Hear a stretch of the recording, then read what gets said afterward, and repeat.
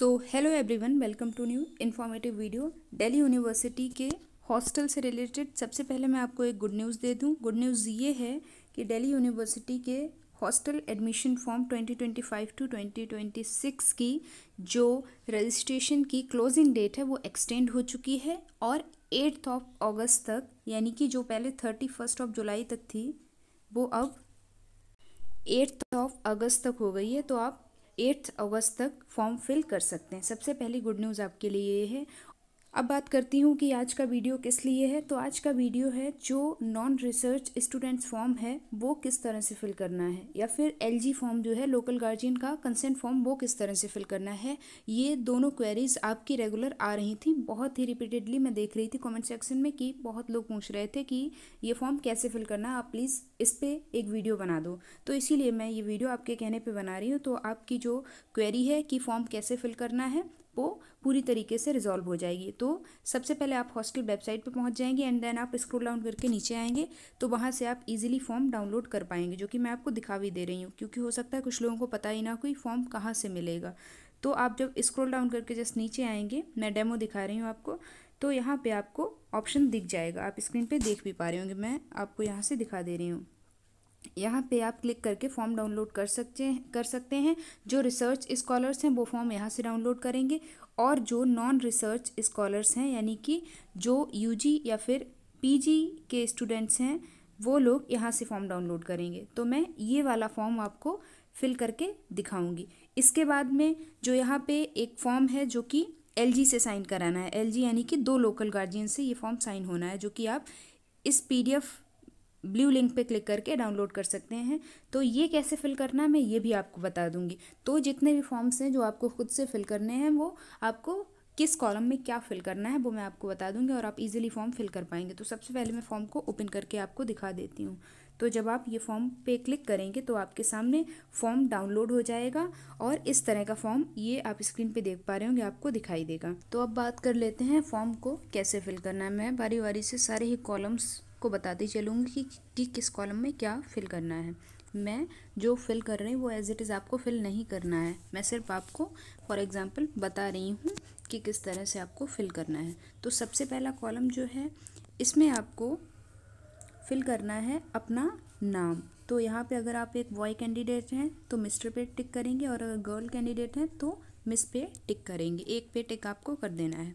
इसके बाद यहाँ पे अपना आपको नाम डालना है, XYZ जो भी आपका नाम है वो आपको नाम डालना है, और नाम वो डालना है जो आपका डॉक्यूमेंट में लिखा हुआ है। अगर विद टाइटल नाम आपका लिखा हुआ है तो आपको वैसा ही नाम एज इट इज़ यहाँ पे लिख देना है। इसके बाद आपको नेक्स्ट कॉलम में लिखना है, यहाँ पे अपना कोर्स लिखना है। आप यहाँ पे देख सकते हैं, यहाँ पे आपको अपना कोर्स लिखना है जिस भी कोर्स के लिए आप इनरोल हुए हैं जिस भी कॉलेज में। तो फॉर एग्जांपल अगर आप किसी VA के कोर्स के लिए इनरोल हुए हैं तो यहाँ पे आपको लिख देना है VA और आगे अपने कोर्स का नाम। और अगर MA के किसी कोर्स के लिए इनरोल हुए हैं तो आपको यहाँ पे लिख देना है MA एंड देन आपको यहाँ पे अपने कोर्स का नाम। उसके बाद में आपको नेक्स्ट कॉलम में मैं यहाँ पे बात करूँ अपने कोर्स का नाम लिख देना है। यहाँ पे जैसे आप मास्टर ऑफ आर्ट्स और अपने पेपर का नाम लिखेंगे, master of arts in history, master of arts इन हिंदी, जो भी लिखेंगे तो आपको वो यहाँ पे भी लिख देना है। यानी कि फॉर एग्जांपल आपने यहाँ पे लिखा master of arts in history तो यहाँ पे आपको हिस्ट्री लिख देना है। फॉर एग्जांपल आपने यहाँ पे लिखा बैचलर ऑफ आर्ट्स यानी कि VA हिस्ट्री ऑनर्स तो यहाँ पे आपको हिस्ट्री लिख देना है। इसके बाद नेक्स्ट कॉलम में बात करूँ तो यहाँ पे आपको अपने कॉलेज का नाम डालना है अगर आप किसी कॉलेज में इनरोल हुए हैं, और अगर आप किसी मतलब डिपार्टमेंट में इनरोल हुए हैं, आपको सीधे डायरेक्टली डिपार्टमेंट की सीट एलोकेट हुई है तो आपको अपने डिपार्टमेंट का नाम यहाँ पे लिखना है। और अगर किसी मतलब फैकल्टी ऑफ आर्ट्स या फैकल्टी ऑफ लॉ की कोई सीट पे आप इनरोल हुए हैं तो यहाँ पे आपको वो लिख देना है। तो मैं यहाँ पे लिख के दिखा दे रही हूँ आपको। फॉर एग्जांपल जैसे कि मैं हिस्ट्री का लेके चल रही हूँ तो आपने यहाँ पे फिल किया MA हिस्ट्री, यहाँ पे आपने अपने कोर्स का नाम फिल कर दिया यानी कि हिस्ट्री। कोर्स बेसिकली मैं कह रही हूँ सब्जेक्ट का नाम यहाँ पे फिल करना है, और उसके बाद डिपार्टमेंट ऑफ हिस्ट्री लिख दिया या फिर फैकल्टी ऑफ आर्ट्स लिख दिया। अगर फैकल्टी ऑफ लिखेंगे तो यहाँ पे आर्ट्स लिखेंगे, और अगर डिपार्टमेंट पे टिक करेंगे तो यहाँ पे हिस्ट्री लिखना होगा। इसके बाद सी और he is neither employed nor an ex student. इसके बाद आपको नेक्स्ट कॉलम जो है मेरिट लिस्ट नंबर लिखना है। या यहाँ पे मैं बात करूँ, क्योंकि ये भी कई लोगों का डाउट था। वैसे तो अगर आप लास्ट के 3 कॉलम्स जो हैं ये खाली छोड़ देंगे तो भी आपका फॉर्म साइन हो जाएगा और फॉर्म अपलोड भी हो जाएगा, कोई रिजेक्शन का चांस नहीं है। लेकिन अगर फिल करना है तो मेरिट लिस्ट नंबर में आप जिस भी सीट के थ्रू DU में आपका एडमिशन हुआ है, फॉर एग्जांपल CSS राउंड 1 के थ्रू आपको सीट मिली है DU की तो 1 लिख देना है, और CSS राउंड 2 के थ्रू आपको सीट एलोकेट हुई है तो राउंड 2 लिख देना है। इसी तरह से जिस भी राउंड के थ्रू आपको सीट एलोकेट हुई है वो आपको यहाँ पे लिख देना है।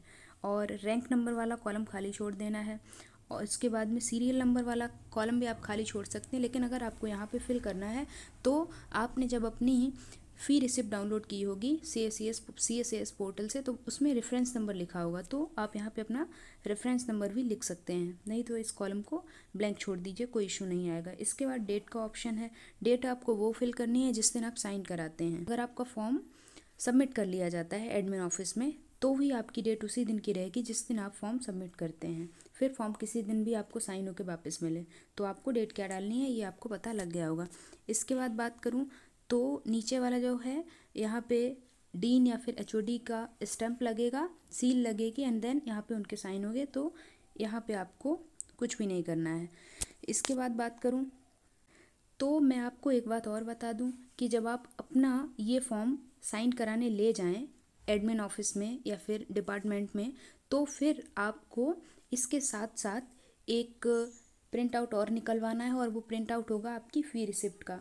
तो फ़ी रिसिप्ट का प्रिंट आउट और इसका प्रिंट आउट दोनों को पंच करके आप एडमिन में ज़रूर ले जाएं, नहीं तो वो आपको वापस भेजेंगे और आपसे फ़ी रिसिप्ट का प्रिंट आउट निकलवाने के लिए भेजेंगे। ये काम आप एडवांस में करके रख लें तो आपके लिए ही बाद में ईजी होगा। तो इस तरह से आपको ये वाला फॉर्म फिल करना है। आई होप आपको इस फॉर्म को फिल करने में अब कोई भी डाउट नहीं होगा। अब मैं बताऊँगी कि आपको लोकल गार्जियन वाला फॉर्म कैसे फिल करना है, क्योंकि आपको उसमें भी डाउट था तो मैं ये भी आपको बता दे रही हूँ। लोकल गार्जियन वाला फॉर्म आप वेबसाइट से या फिर जो हॉस्टल फॉर्म है उसमें एक लिंक दे रखी है तो वहाँ से आप इसको इजीली डाउनलोड कर सकते हैं। उसके बाद मैं आपको बता रही हूँ बारी बारी से कॉलम वाइज कि किस में क्या फिल होगा। सबसे पहला कॉलम है सिग्नेचर ऑफ लोकल गार्जियन के, तो यहाँ पे आपके लोकल गार्जियन के साइन होंगे। इसके बाद में नेम ऑफ लोकल गार्जियन, यहाँ पे आपके लोकल गार्जियन का जो भी नाम है XYZ, लेकिन उनका वही नाम आपको फिल करना है जो उनके डॉक्यूमेंट्स में लिखा हुआ है या फिर जो उनके रेजिडेंशियल प्रूफ में या फिर आधार कार्ड में लिखा हुआ है, क्योंकि उनका रेजिडेंशियल प्रूफ भी सबमिट होगा तो नाम तो एटलीस्ट मैच करना ही चाहिए। इसके बाद में एज ऑफ लोकल गार्जियन, किसी भी एज के वो हैं, आपसे बड़े तो होने ही चाहिए कम से कम, क्योंकि गार्जियन का मतलब ये होता है कि आपसे कोई बड़ा है। तो लोकल गार्जियन की एज यहाँ पे फिल करेंगे एंड देन आपका उनके साथ में रिलेशन क्या है, अगर आपके वो अंकल हैं या फिर आंटी हैं, मासी हैं, जो कोई भी हैं यहाँ पे आपको फिल कर देना है। उसके बाद रेजिडेंशियल एड्रेस जहाँ पे वो रहते हैं, ये तो बहुत ही इंपॉर्टेंट है, ध्यान से फिल करना, क्योंकि रेजिडेंशियल प्रूफ लगेगा तो उससे मैच ये करना चाहिए। उसके बाद नेक्स्ट कॉलम है ऑफिस एड्रेस का, ये कॉलम आपको ब्लैंक छोड़ देना है। कॉन्टैक्ट नंबर ऑफिस ब्लैंक छोड़ देना है। रेजिडेंस ब्लैंक छोड़ देना है, या फिर यहाँ पे आप अपना पिन कोड भी डाल सकते हैं। आप मतलब जो लोकल गार्जियन है उनकी मैं बात कर रही हूँ, उनका यहाँ पे पिन कोड भी डाला जा सकता है। इसके बाद उनका मोबाइल नंबर ज़रूर डालें लोकल गार्जियन का, और उसके बाद उनकी अगर ईमेल आईडी है तो यहाँ पे आपको डाल देनी है, और अगर नहीं है तो ये कॉलम ब्लैंक छोड़ देना है, कोई इशू नहीं आएगा। That's it. इस तरह से लोकल गार्जियन फॉर्म फिल होगा और इससे ज़्यादा इसमें कुछ फिल करना ही नहीं है।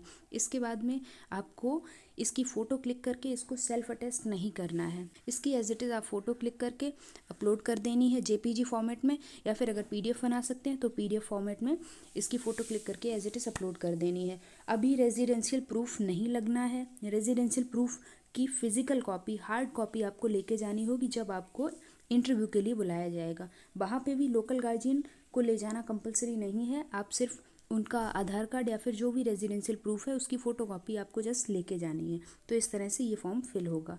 तो आई होप अब आपको दोनों ही फॉर्म्स कैसे फिल करने हैं पता लग गया होगा। और अभी भी अगर कोई डाउट या क्वेरी है तो उसके लिए कमेंट सेक्शन में हमेशा ओपन रखती हूँ, आप मुझसे पूछ सकते हैं, मैं रिप्लाई भी दे देती हूँ। साथ ही साथ अगर मुझसे पर्सनली कॉन्टेक्ट करना चाहते हैं, 1-on-1 डाउट्स पूछना चाहते हैं तो आप इंस्टाग्राम पे DM करिए, वहाँ पे भी मैं आपके डाउट्स क्लियर कर देती हूँ। और अपने फ्रेंड्स के साथ में वीडियोस को ज़रूर शेयर किया करिए ताकि उनकी भी कुछ हेल्प हो पाए। बाकी अगर आपको लगता है कि इस चैनल से आपकी हेल्प हो पा रही है और वीडियोस इन्फॉर्मेटिव आपको यहाँ पे मिल रहे हैं, जेन्युइन इन्फॉर्मेशन आपको यहाँ से प्रोवाइड की जा रही है, तो उसके लिए लाइक ज़रूर करें वीडियो को, चैनल को सब्सक्राइब करें। Thanks for watching this video.